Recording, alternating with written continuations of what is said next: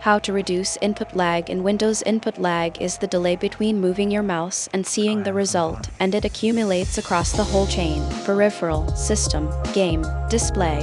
Here's where you can actually shorten it. Start at the display, which is often the biggest contributor. Set the maximum refresh rate. Enable game mode on the monitor itself to bypass its internal processing, and turn off any picture enhancement features. Next, the graphics driver, where a low latency or anti-lag setting reduces the number of frames queued ahead. Then vertical sync, which adds delay when enabled. A variable refresh rate display with a frame cap gives you smooth output without that penalty. In Windows, disable full screen optimizations for the game in its compatibility properties, and use exclusive full screen where available. Turn off enhance pointer precision. Raise your mouse polling rate, and keep the frame rate comfortably above your refresh rate.